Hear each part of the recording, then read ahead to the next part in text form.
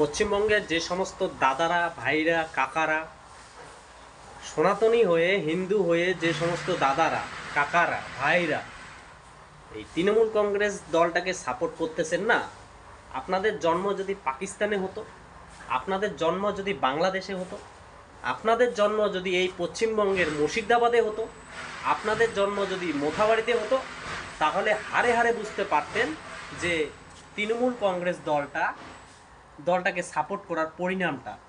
ঠিক আছে, তাই এখনও সময় আছে।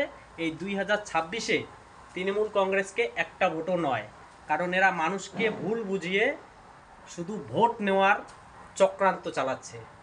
বিশেষ করে উত্তরবঙ্গের উন্নয়ন মন্ত্রী, উত্তরবঙ্গের একজন সাংসদ, হ্যাঁ নাম বলছি না, কারণ এই মন্ত্রীগুলো যেভাবে ভাষণ দিচ্ছে, হ্যাঁ এদের ভাষণে এরা যে এত হুমকি ভরা ভাষণ দিচ্ছে, এদের বিরুদ্ধে কোনো হচ্ছে না। কিন্তু আমরা যদি এখন একটা হুমকি দেওয়া ভাষণ বলি, এক কথা বলি, আমাদেরকে সঙ্গে সঙ্গে অ্যারেস্ট করা হবে।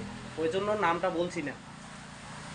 ঠিক আছে, তো পশ্চিমবঙ্গের সনাতনী হিন্দুরা একটু জাগুন, বুঝুন যে তৃণমূল কংগ্রেসকে ভোট দেওয়া যাবে না। ঠিক আছে।